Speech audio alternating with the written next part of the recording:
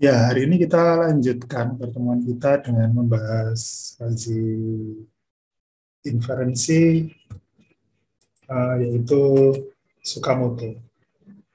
Ya,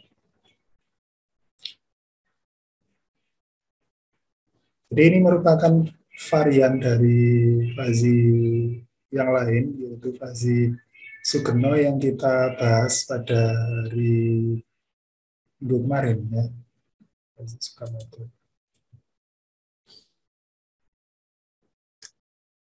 Seperti halnya namanya, ini diperkenalkan oleh Mr.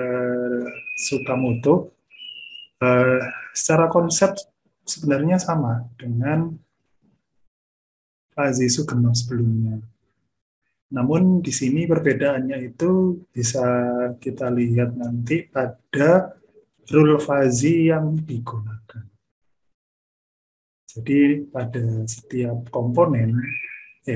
pada setiap konsekuen atau bagian kesimpulan dari rule-nya itu kan ada if then. If-nya itu adalah uh, antecedennya, then-nya itu adalah konsekuennya, kesimpulannya. Nah, yang membedakan pada bagian kesimpulan atau bagian then itu bukan orde 0 atau orde 1 seperti Fuzzy Sugeno, namun kita ganti dengan himpunan fuzzy dengan fungsi keanggotaan monoton. Dipakai fungsi keanggotaan yang biasa. Kemudian hasilnya eh, kita hitung dengan rata-rata terbobot berdasarkan alfa predikatnya. Jadi eh, outputnya, hasil akhirnya itu sama dengan Fuzzy Sugeno. Yang berbeda itu adalah pada saat menghitung bagian antecedent atau bagian bandnya.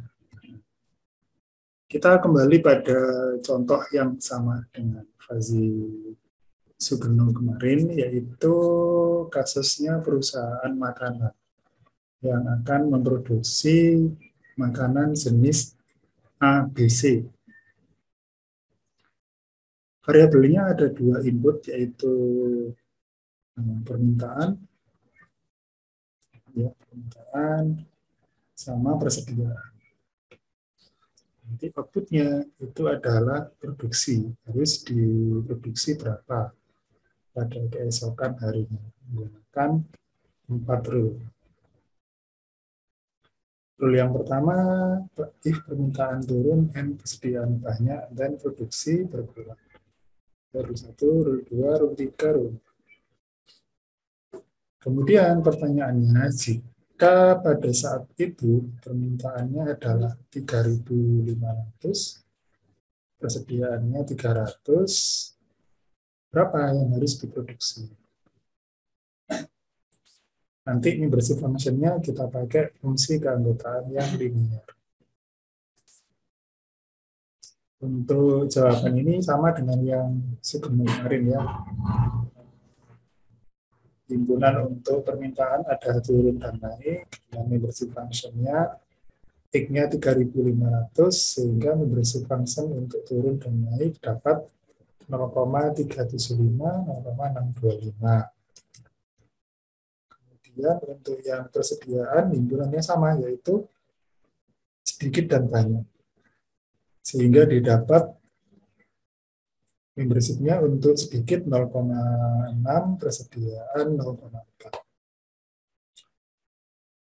Baik, kemudian, nah ini yang membedakan dengan Fuzzy Sugeno kemarin. Jadi tadi di Fuzzy Tsukamoto itu kan ada dua himpunan di bagian then-nya, yaitu berkurang dan bertambah. Dengan batasan-batasan tadi adalah 2.000 sampai 7.000. Nah, ini kita desain sendiri. Kita desain, kemudian kita buatkan membership function sesuai dengan desain kurva fuzzy yang kita buat. Di sini kita coba untuk kurva berkurang itu dari 2000, kemudian sampai 7000, baru kemudian 0 tingginya. Kalau yang bertambah dari awalnya 0, mulai 2000 merangkak naik hingga 7000, kemudian tetap tingginya 1. Sehingga dari sini, kalau kita buatkan membership function-nya, untuk berkurang berarti ada Z kurang dari 2000. Itu tingginya 1. Kalau Z-nya 2000 sampai 7000, maka 7000 kurangi Z dibagi 5000. Kemudian kalau Z-nya lebih dari 7000, itu 0. Karena tingginya 0. Ini sini tingginya 0. Kemudian kalau yang bertambah, berarti ada yang Z-nya kurang dari 2000. Ini tingginya 0. Kemudian 2000 sampai 7000, yaitu Z min 2000 bagi 5000. Dan Z-nya lebih dari 7000. Ini tingginya 1. Jadi harus kita buat dulu membership function untuk himpunan outputnya. Kemudian baru kita terapkan pada rule-nya. Kita mulai dari rule yang pertama. Jadi rule yang pertama itu berarti kita eksekusi bagian if. Berarti pada bagian if, kita hitung alfa predikat 1. Berarti dari permintaan turun, dioperasikan dengan persediaan hanya. Dapatnya 0,375. Kemudian, kita lihat bagian then-nya. Then-nya itu kan berkurang. Produksi barang berkurang. Kemudian kita lihat membership-nya berapa. Nah, di sini alfanya kan 0,375. Berarti 0,375 itu kan berada di rentang sini ya. Sehingga nanti angkanya pasti antara 2000 hingga 7000. Seandainya seandainya alfanya itu 0, seandainya alfanya di sini 0, maka kalian boleh langsung berikan Z-nya sama dengan 7000. Seandainya Z-nya alfanya itu 1, kalau alfanya 1, maka langsung aja kasih Z-nya itu 2000. Untuk berkurang ya. Kalau bertambah ya lihat di sini.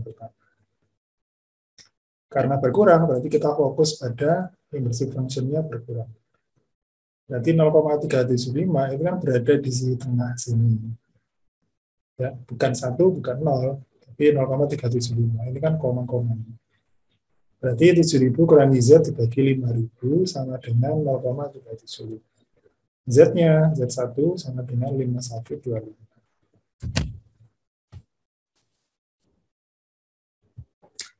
Kemudian untuk yang rule 2, yaitu permintaan turun N persediaan sedikit.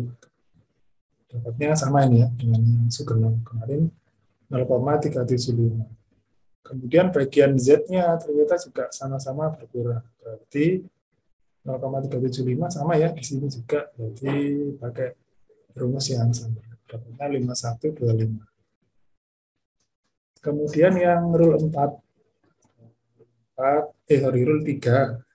Rule 3 berarti alfa predikat 3 sama dengan permintaan naik N persediaan banyak. Dapatnya 0,4. Nah ini di sini dia kurvanya bertambah. Kurva bertambah, terus alfanya 0,4. Berarti pakai rumus yang tengah. Z min 2000 bagi 5000 sama dengan 0,4. Berarti Z3 sama dengan 4000.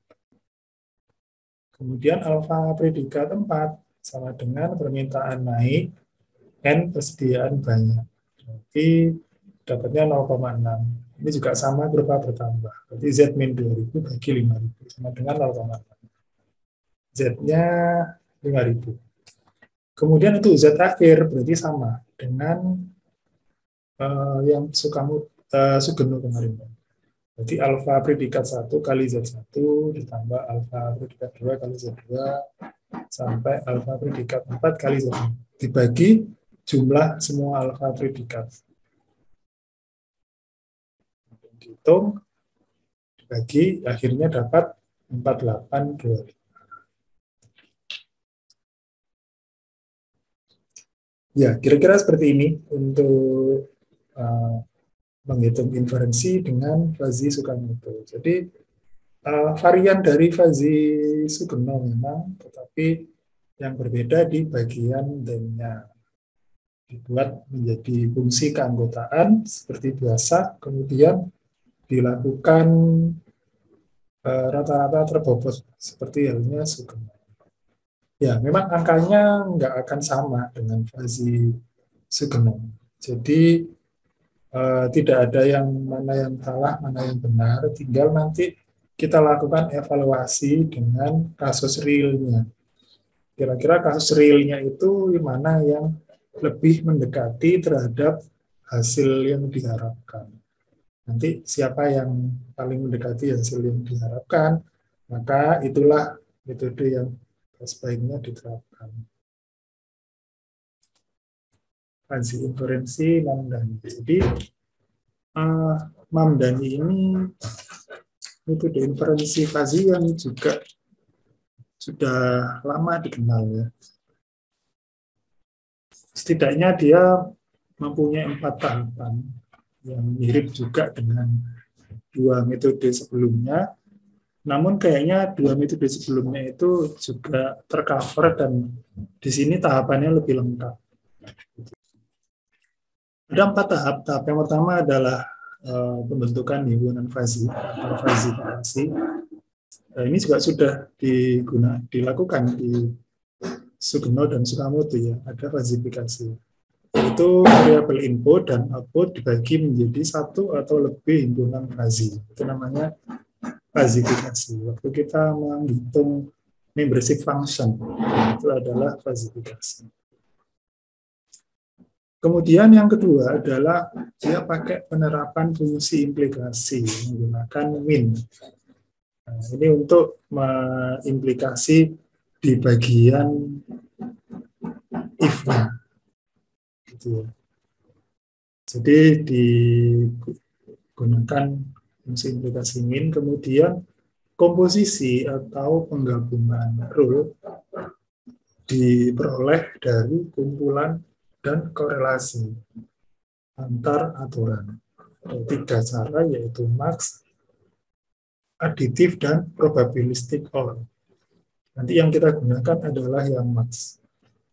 Kemudian yang keempat, namanya adalah penegasan atau defuzzifikasi, kebalikan dari fuzzifikasi. Nanti di sini hasil hasil komposisi tadi itu akan kita kembalikan ke angka biasa. Bisa menggunakan metode centroid atau menggunakan metode MOM, yang of maximum, atau yang lain juga ada ya, cukup banyak. Untuk komposisi aturan, kalau menggunakan max, itu solusinya diperoleh dengan cara mengambil nilai maksimum dari aturan, kemudian menggunakannya untuk memodifikasi daerah fuzzy. Jadi nanti hasil dari rule-rule-nya tadi, kalau ada 4, ya 4 rule itu dikomposisi atau digabung. Kalau menggunakan aturan MAC, berarti kita trace untuk himpunan yang tertinggi, itu diambil sebagai hasil akhirnya. Kalau additive sum, itu berarti dijumlah semua nilai membership function itu dijumlah sebagai hasil akhir, bounded sum. Jadi dijumlah, tapi hasilnya harus maksimal 1. Kalau lebih dari 1, maka diambil angka 1. Kalau probabilistic OR dengan cara produk terhadap semua output di daerah fuzzy. Formulanya seperti ini.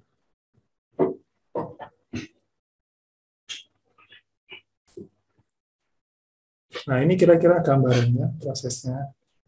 Jadi nanti kita awali dengan falsifikasi saat kita menghitung membership function-nya.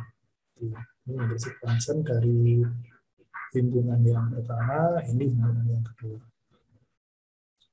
Kemudian ini adalah rule-nya. Ini rule yang pertama, rule kedua, rule ketiga. Jadi rule yang pertama ini if X is A3 or Y is B1. Jadi kalau or diambil yang terbesar. Kemudian di bagian B-nya adalah C1. C1-nya berarti nanti dipotong gitu. Sehingga tersisa yang diarsir. Kemudian yang rule 2 itu N antara A2 dan B2. A2 dan B2. N berarti diambil yang terkecil. Terus di bagian then-nya yaitu C2 ini dipotong sehingga tersisa yang diarsir. Kemudian yang rule 3 if-nya A1 then C3. Jadi setinggi X di A1 0,5 dipakai memotong C3 karena di sini then-nya C3. Baru nanti C1, C2, C3 yang dipotong kita combine. Jadi di-combine. Sehingga hasilnya seperti ini. Nah, nanti dari hasil komposisi ini baru dikembalikan ke pakai defalsifikasi. Kalau pakai metode mean of maximum atau metode centroid, berarti diambil titik tengahnya, kemudian didapatkan nilai Grisnya. Nilai Z-nya itulah sebagai output dari Fuzzy-Mandan. Ya memang terlihat lebih panjang ya, tapi ini juga menjadi salah satu alternatif yang juga bisa saja mendapatkan hasil yang lebih baik dibandingkan dua metode sebelumnya.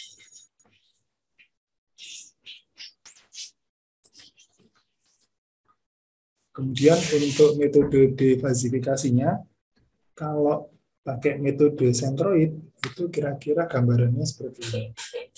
Jadi kita menghitung titik pusat dari bangun datar ini.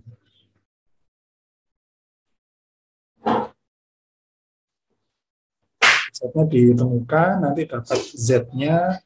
Nah, Z itulah sebagai hasil akhir. Kalau menggunakan pendekatan semesta kontinu pakai integral, kalau semesta discrete pakai sigma. Perkalian antara Z dengan mu dibagi jumlah mu. Jadi ini sebenarnya adalah formula semesta discrete yang digunakan oleh Fuzzy Sugeno dan Fuzzy Sukamoto. Kalau Mamdani ada pilihan untuk semesta kontinu, cuma pakai integral. Kalau pakai mean of maximum, berarti diambil yang nilai keanggotaannya tertinggi. Diambil yang tertinggi, kemudian dihitung rata-ratanya. Jadi dijumlahkan dari sampel Z-nya, kemudian dibagi dengan jumlah sampelnya. Ya, jadi Z-nya itu adalah titik dalam domain konsekuen yang nilai maksimum, membership-nya. Kemudian L itu adalah jumlah titik yang digunakan pada keanggotaan maksimum. Contohnya sama dengan yang Tsukamoto tadi ya. Jadi case-nya sama, rule-nya juga sama, perhitungan membership function turun dan naik juga sama, kemudian persediaan sedikit dan banyak juga sama. Kemudian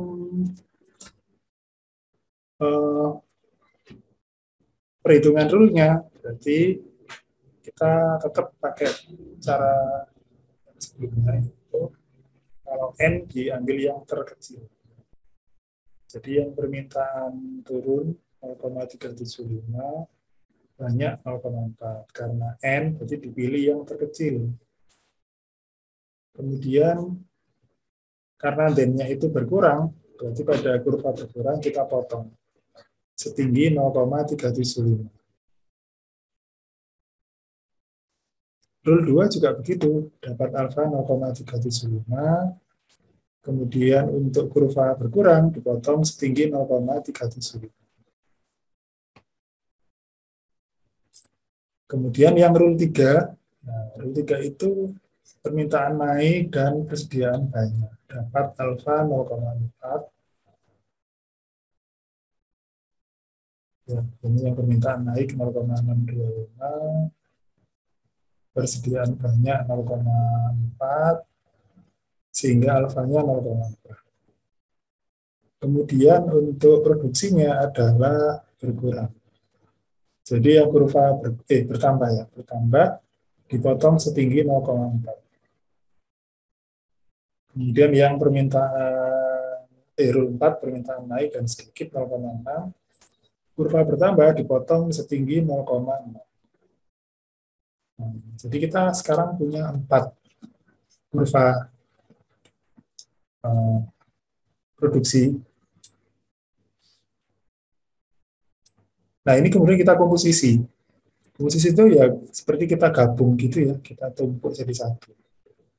Terus kita lihat dari depan untuk max ya, sehingga nanti akan kita lihat bentuknya menjadi seperti ini.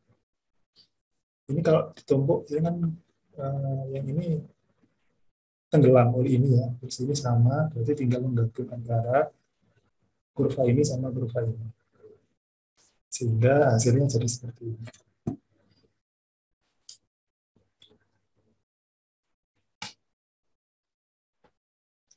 Kalau pakai mean of maximum, berarti kita tentukan ini. Kalau pakai formula ini ya, ini formula pakai centroid dulu. Jadi kalau pakai centroid, kita hitung, kita cari nilai di A1 sama A2. Ini kira-kira berapa satunya. Berarti ini kita pakai kurva linear naik ya. Ini kurva yang produksi bertambah. Kalau seandainya kurvanya arahnya ke kanan itu semakin turun, berarti pakai yang kurva berkurang. Jadi untuk di A1, ini kan tingginya 0,375. Kita masukkan A1 min 2000 bagi 5000. Ini sesuai dengan kurva yang produksi tadi ya, yang bertambah. Sehingga dapat A1 3875. Kemudian yang A2 pakai 0,6, berarti A2 sedihnya 5000. Sehingga dari sini kita punya membership function untuk hasil komposisi, yaitu 0,375 tingginya kalau Z-nya kurang dari 3875. Kalau 3875 sampai 5000, nih 3875 sampai 5000 berarti pakai rumusnya kurva naik. Kemudian kalau Z-nya lebih dari 5000 dapatnya 0,6. Setelah itu baru kita lakukan defasifikasi. Nah, dari membership function ini berarti ada 3 area. Area A1, A2, A3. Nah, yang area A1 kita hitung momen sama luas. A2 juga begitu, momen sama luas. A3 juga momen sama luas. Untuk momen pakai integral dengan membership function dikali Z. Kalau yang luas yang diintegralkan adalah 0,375 atau nilai membership function-nya. Jadi silakan diintegral nanti sesuai dengan formula matematiknya. Kalau integral Z dz berarti kan pangkatnya ditambah 1 menjadi Z pangkat 2 dengan batas atasnya 3875 sampai 0 batas bawahnya. Terus yang ini dibagi dengan 2 bagi pangkatnya. Yang daerah A2 juga begitu ya. Jadi Z-nya ini diurai dulu, dikeluarkan dulu, seperti ini, baru kemudian integral sendiri-sendiri. Jadi ini pangkatnya jadi 3, terus dibagi 3. Ini pangkatnya jadi 2, terus dibagi 2. Batas atasnya 5.000, batas bawahnya 3.870. Baru dihitung. Yang A3 juga begitu. Jadi Z-nya jadi pangkat 2, terus dibagi 2. Dapat 0,3.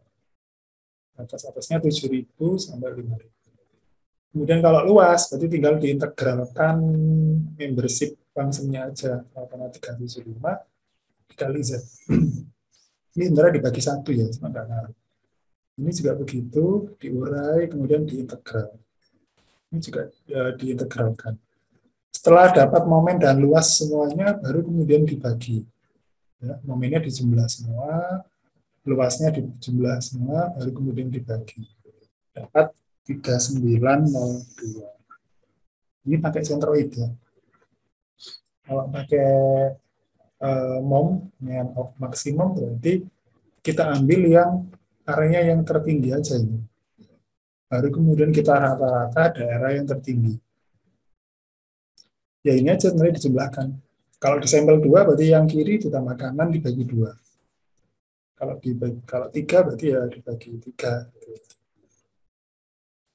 Nah, jadi tinggal dicari batas A-nya sama batas B-nya, kemudian dibagi 2. Batas A-nya tadi kan sudah dapat 5.000, batas B-nya itu batas yang tertinggi, di trace dapat 7.000, sehingga 5.000 tambah 7.000 bagi 2, sama dengan 6.000.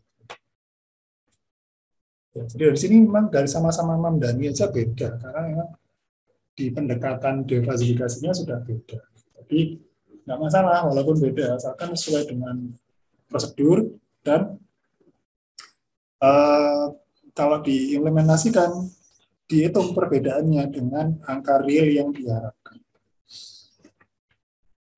Baik, saya rasa cukup ya penjelasannya untuk Kazi Sukamoto dan Mamdani. Kalau ada yang mau ditanyakan, silakan.